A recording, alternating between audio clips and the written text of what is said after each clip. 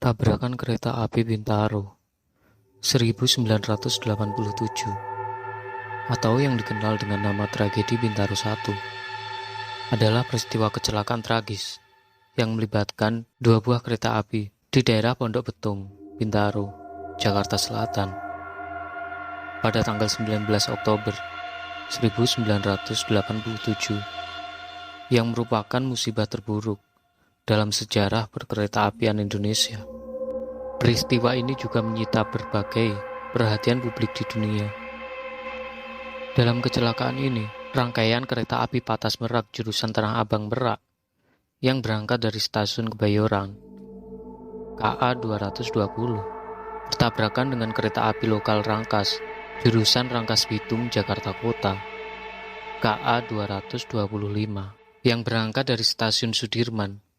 Peristiwa ini tercatat sebagai salah satu kecelakaan paling buruk dalam sejarah transportasi di Indonesia, dengan mencatat 139 tewas dan 254 orang lainnya luka berat. Proses evakuasi penumpang kereta api menjadi tantangan mengingat kerasnya tabrakan. Penyelidikan setelah kejadian menunjukkan adanya kelalaian petugas stasiun Sudimara yang memberikan sinyal aman bagi kereta api daerah arah Rangkas Bitung.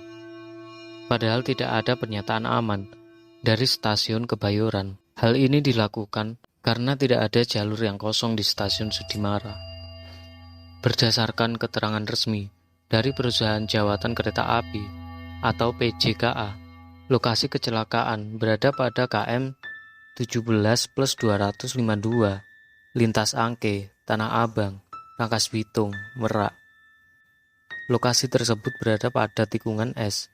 Pada masa itu masih didominasi perkebunan dan semak belukar yang luas, sebelum adanya jalan tol Jakarta Serpong di barat yang dibangun antara tahun 1999 sampai 2005. Lokasi ini juga terletak sekitar 1,5 km di sebelah barat daya TPU Tanah Kusir. Ada dua versi kronologi mengenai peristiwa ini.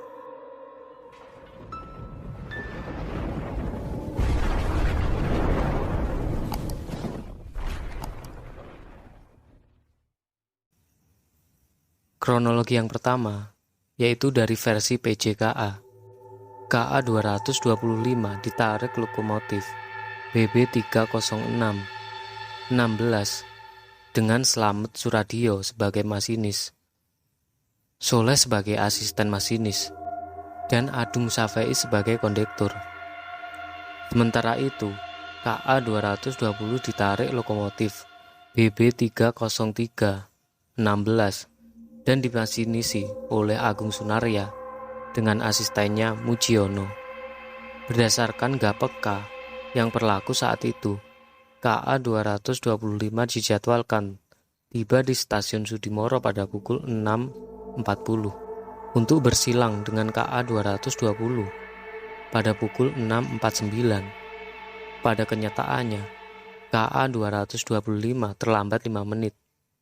Pada saat itu emplacement stasiun Sudimara yang memiliki 3 jalur telah ditafsirkan penuh dan tidak dapat menerima persilangan kereta api karena jalur 1 dalam kondisi buruk dan hanya dipakai untuk langsiran dan sepur simpan.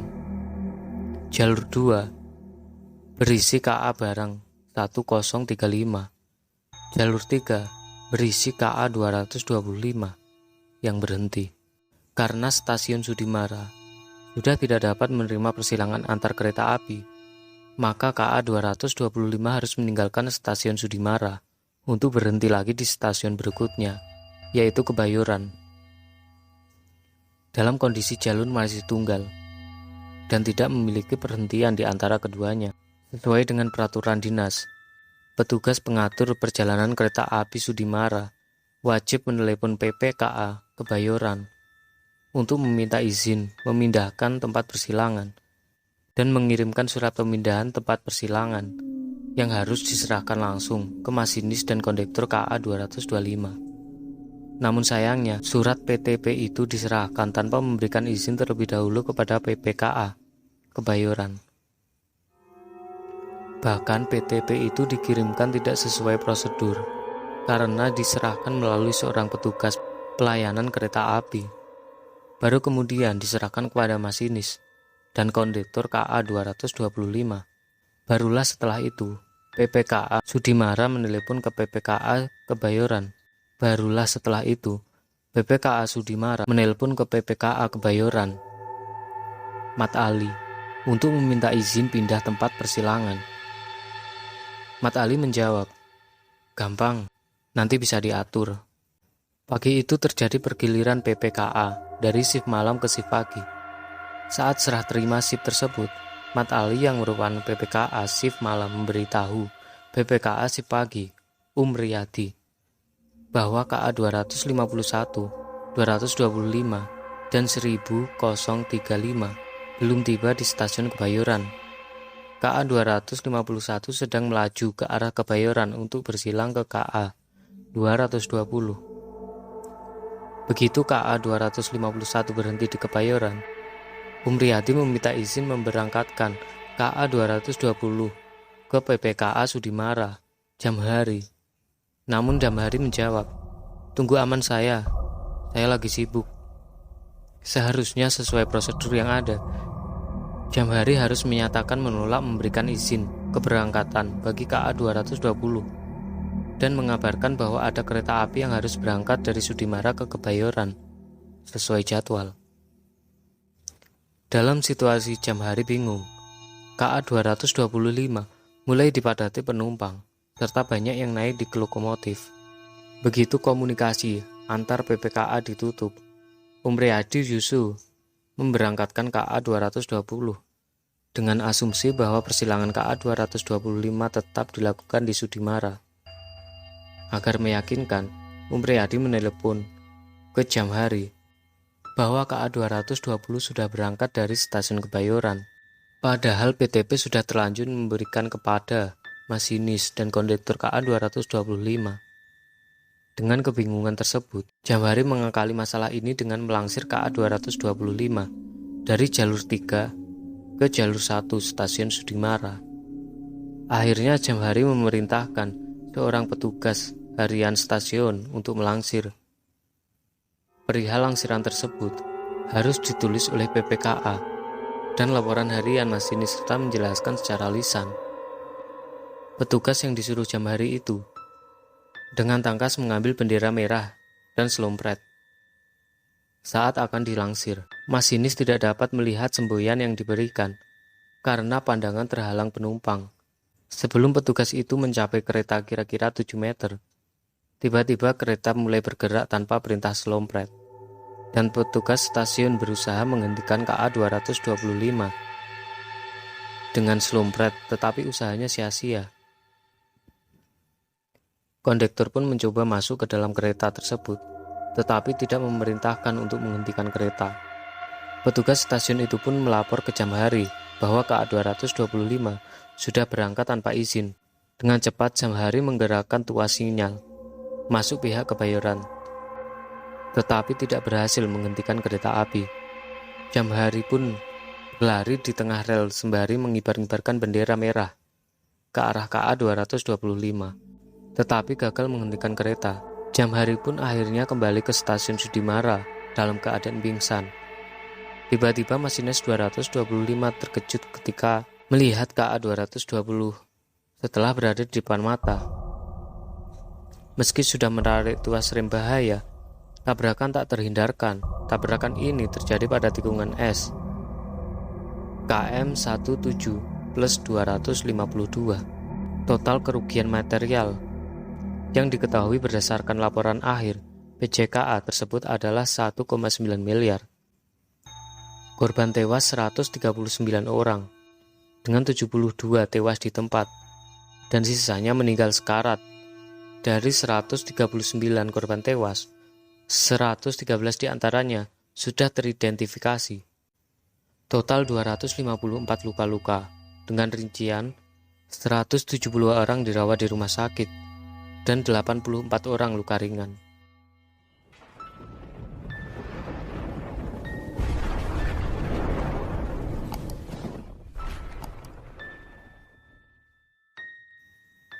Kemudian dari versi Slamet Soeradio, masinis KA 225. Berbeda dengan tudingan di pengadilan dan laporan akhir PJKA bahwa masinis KA 225, Slamet Soeradio, memberangkatkan sendirian kereta apinya tanpa izin. Slamet Soeradio mengatakan dengan tegas bahwa dirinya sama sekali hanya mengikuti instruksi dari PPKA Sudimara menggunakan PTP tersebut. Bahkan Slamet Soeradio berkali-kali menegaskan bahwa tudingan tersebut adalah sebuah kebohongan. Ia juga menegaskan bahwa tak ada hal-hal apapun yang dikhawatirkan karena ia merasa tak melihat semboyan apapun yang diterimanya. Saat terjadi tabrakan, Slamet Soeradio juga meluruskan apa yang diberitakan di media, termasuk dalam koran Pembaruan, yang pertama kali membahas mengenai tragedi Bintaro 1987, yang menulis masinis lompat pada koran tersebut.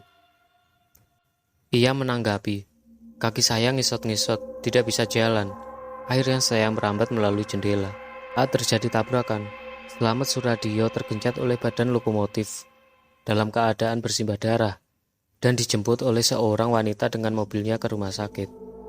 Dalam keadaan PTP masih memiliki bekas bercak darah, Slamet Soeradio berhasil membuktikan kepada hakim bahwa dirinya tergencet dan tidak melompat, dan menuding bahwa orang-orang yang menuliskan berita tersebut adalah orang fitnah.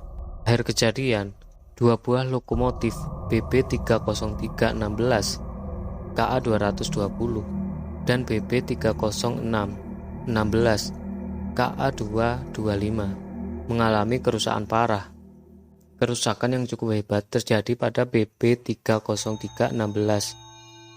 Ditelan kereta penumpang berbagasi KB3 65601, K3 65626 atau KA 225 juga mengalami kerusakan parah. Dua kereta di belakang kereta pertama, K3 66505 atau KA 220 dan K3 65654 atau KA 225 mengalami rusak ringan. Dalam saksi ini, Slamet Soeradio divonis hukuman 5 tahun penjara dan harus kehilangan pekerjaannya sebagai masinis. Ia ditahan di lapas Cipinang dan bebas pada tahun 1993. Setelah bebas dari penjara, Slamet Soeradio sempat hanya apel di kantornya karena sudah dibebas tugaskan dari pekerjaannya sebagai masinis. Pada tahun 1996, ia dipecat secara tidak hormat oleh Departemen Perhubungan Indonesia dengan terbitnya surat keputusan nomor 4/KP.602/PNB/96. Ia pun tidak mendapatkan uang pensiun. Akhirnya ia pun menyambung hidup sebagai pedagang rokok. Nasib yang serupa juga menimpa Adung Shafei, kondektur KA 225. Shafei harus menetap di penjara selama 2,5 tahun. Sedangkan PPKA Jamhari dan Umriyadi dihukum 10 bulan penjara. Dan sekian dulu cerita dari saya. Jika kalian memiliki pengalaman horor misteri, silahkan hubungi saya melalui Instagram atau email saya yang sudah saya cantumkan di deskripsi.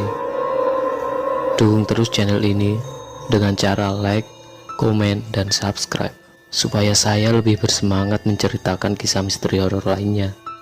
Terima kasih. Wassalamualaikum warahmatullahi wabarakatuh.